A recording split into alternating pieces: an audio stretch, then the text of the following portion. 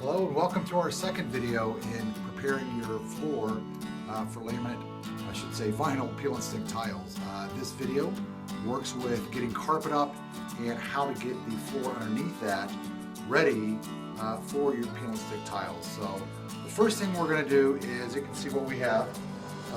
This is the carpet that we're going to be pulling up here shortly.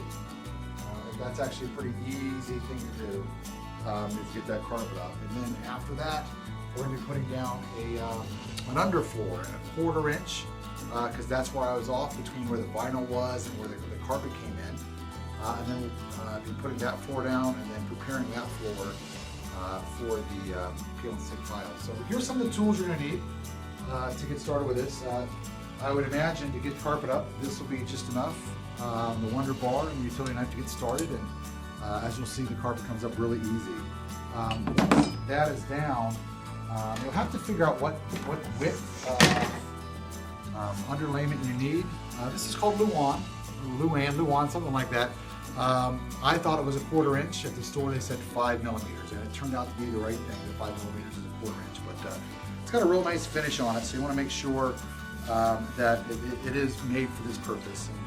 And they come in 8 foot by 4 feet sheets, so that's what it's made for. So perfect. To get those in, you're gonna have to figure out what you're gonna want to get this down on the subfloor with. You see a lot of folks who might have a deep staple gun. That's an option. Nails probably aren't the best option. They would have a tendency to come up. I'm going with screws, and actually I'm using deck screws right here. I chose, if you can look at this, they're 1 1/4 inch, and you can see the top of the screw is bald. It doesn't have any threads on it. That's what's going to go through the underfloor, the top level. I guess that's going to help prevent squeaks, and that gives me 1 inch down into the subfloor. So you could choose 1 1/4 inch or 1.5 inches. The nice thing too, they've got these new bits out. I guess it's called a T25. It comes in a box, and that makes fitting in the screw real easy and enable you to do a quick job with it. Of course, you're going to need a drill to put those screws in. And after you get that underlayment floor down, you're going to need this leveling product to go over the seams between the floorboards that you lay down, as well as what we're going to see when we put the screws down. We're going to countersink them a little bit below the surface. It's going to take a while, but then we're going to put this back on top of those screw holes so that we have a flush, level, and beautifully smooth finish prior to putting the floor down.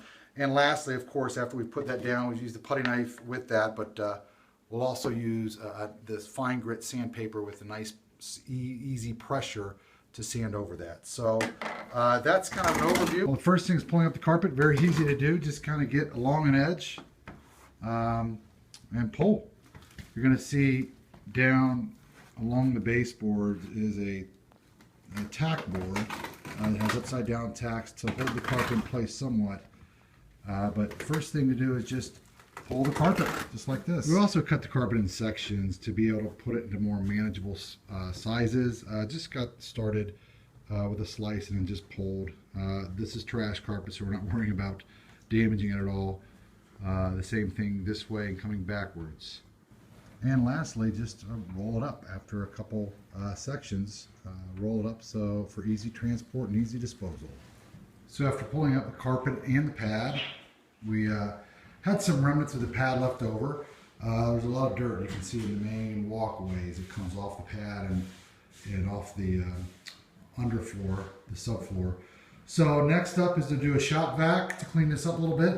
And then there's some staples left over from where the carpet pad was tacked. So those are going to come up with some needle nose pliers. So now we got a pretty clean subfloor. The carpet tack board is pulled up pretty easily. And as I did that, just kind of be aware of any debris, rocks, pebbles under the baseboard, as well as a couple of spots where caulk might have been spilled or drywall mud that might have created like a raised area.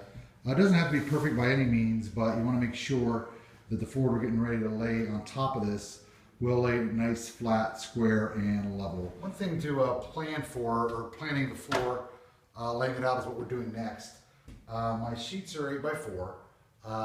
This room lengthwise is just over 24, it's about 24.4 for the whole length. So one thing to think about, a couple considerations when you're putting your underlayment on top of the subfloor. Number one, if you can go the opposite direction of what the subfloor is laid. For example, if the seams go this way, you want to go perpendicular this way with your underlayment floor on top.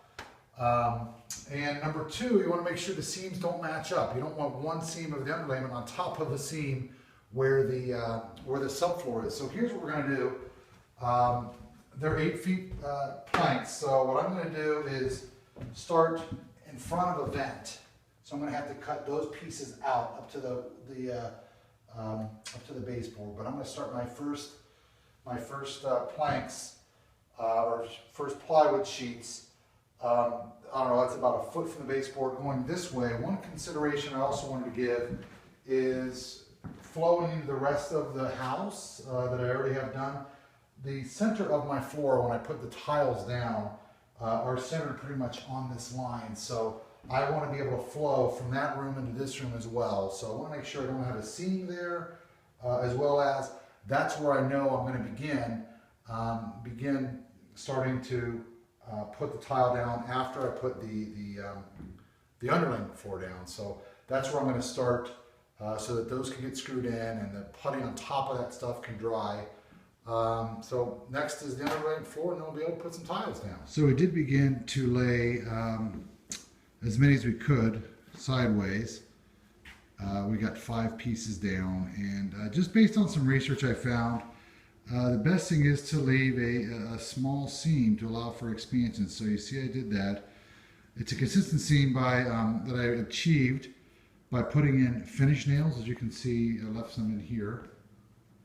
There's some finish nails going right down that seam. And then I nailed them in all 4 corners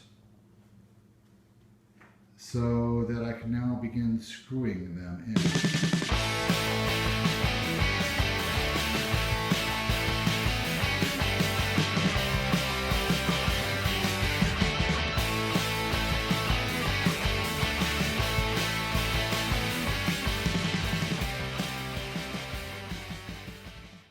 So we got 4 sheets of the Luan underlayment board laid, and now we're going to have to cut a couple of sheets over here.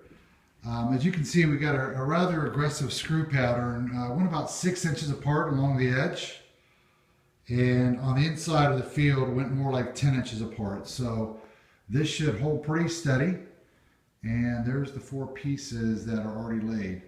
Next up is cutting 2 that'll fit here, and those are 35 inches.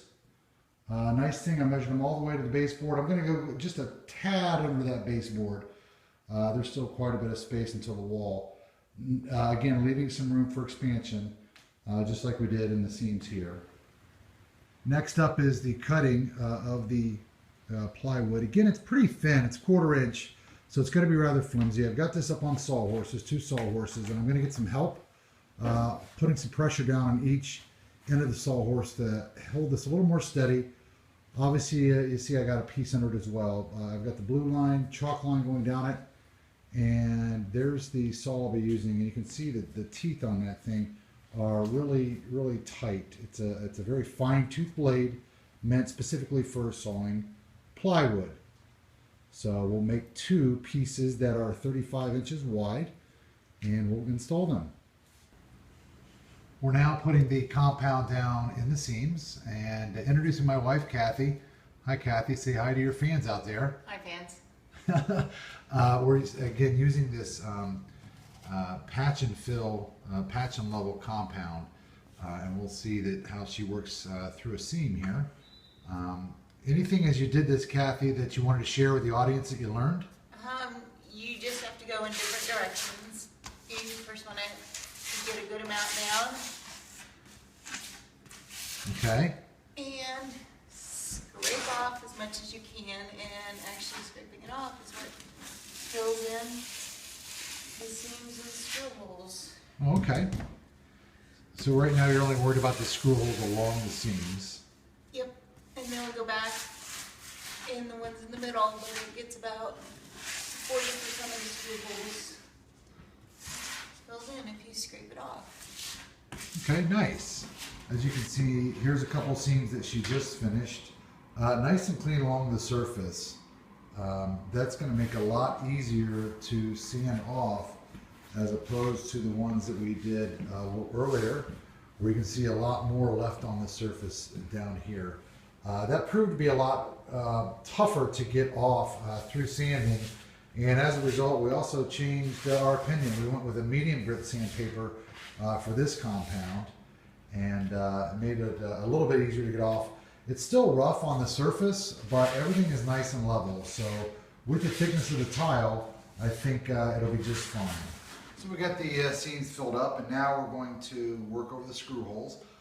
There's a lot to do, as you know, but not too hard. I got a medium amount there on my putty knife. I'm going to go around each hole and put some, and just kind of fill it in like that. One thing I didn't learn: you want to make sure that these screws are countersunk. It's a lot harder to work with a screw that's above the surface than one that's below the surface. But just kind of putting it in and then kind of going back over those. You do want to try to get as much off the surface as this as you can, because sanding isn't quite as easy with this stuff. It's a little more gritty, and it doesn't sand quite as smooth, but I'm still confident that it's going to be fine, even though I don't have a smooth surface on top of it.